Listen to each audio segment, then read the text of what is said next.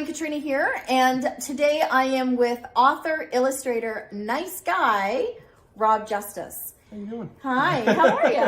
Good. Good.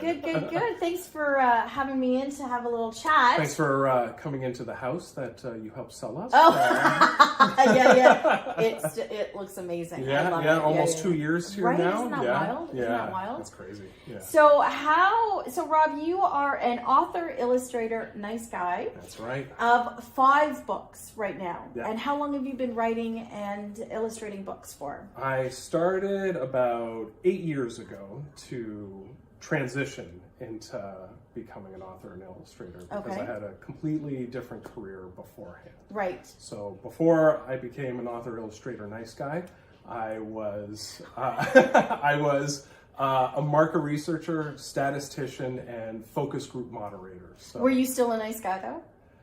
You want to know what? No, probably not. Probably not. No. Everything shifted that's then. right. 8 That's years right. ago, right? Exactly. Yeah. And so what happened? I was laid off. I was downsized. Yeah. I had trouble finding a position at the same level that I was at. Yeah. And I thought, if I'm going to start over, instead of starting at the bottom of market research again, I thought, well, why don't I take a chance at drawing? And I used to draw all the time when I was a kid, but I stopped for maybe about 14 years and never picked up a pencil. And then when I was laid off, I just started drawing again, made little stories for my niece and nephew. Wow. They seemed to enjoy it.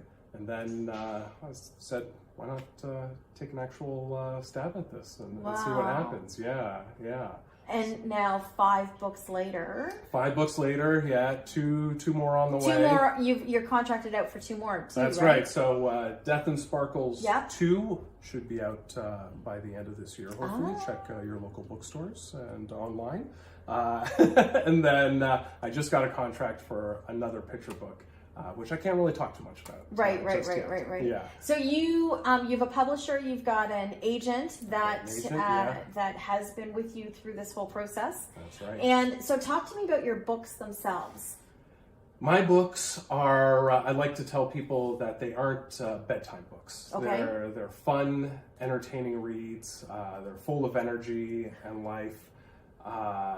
Which totally fits you. Right? Yeah, absolutely. I have friends, old friends, that when they found out I was doing this, they said this just makes complete sense, and that it fits you perfectly. Yeah. And I do feel when I switched into this, I felt like I'd come around.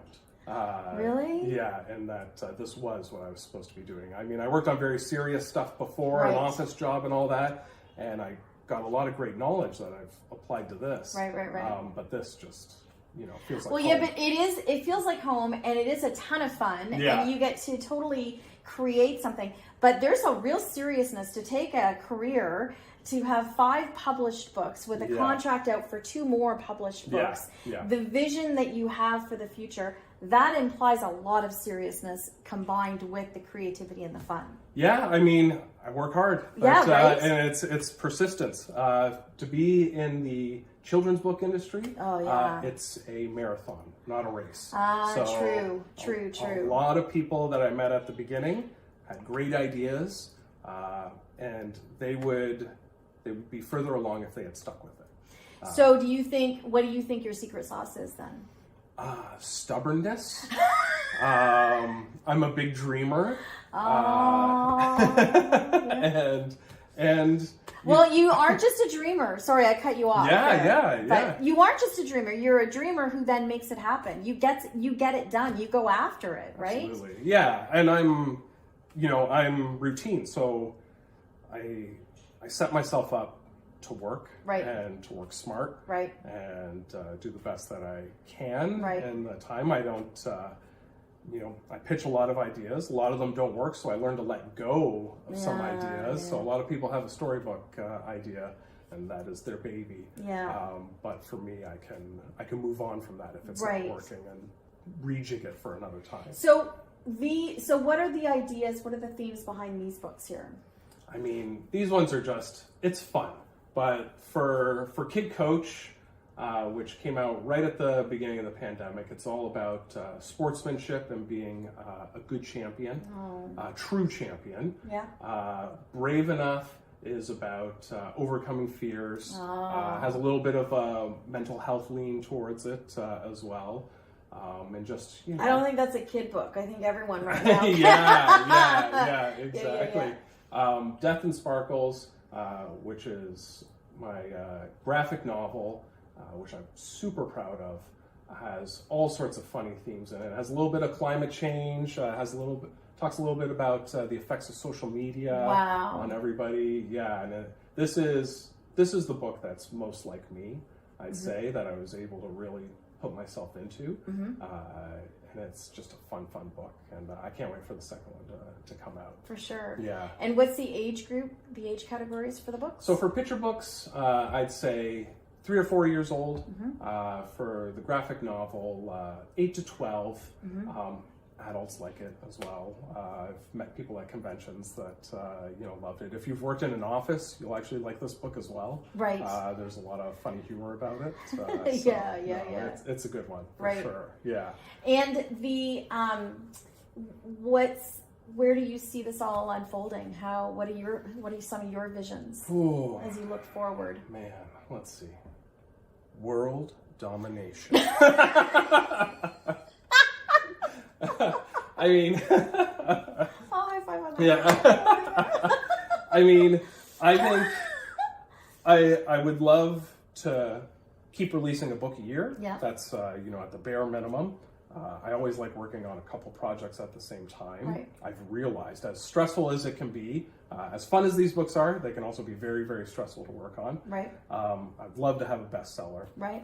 And I think with each book, we move up that ladder, getting towards there. Right. And then just keep doing this. I tell people I'm going to do this till the day that I die because I love it so much. I totally get that. Yeah. Kind of like me in real estate. Yeah, exactly. it's so much fun. It is, absolutely. So. And so last year as well, last summer, you were the recipient of the TD Summer Reading Club Illustrator. So this was it's the first thing I actually had to apply to. Yeah. I've been fortunate enough to just sort of have things sort of come to me, to put things out there, and then things come to me. I'm very, very lucky that way. Right. And have a lot of freedom with what I do.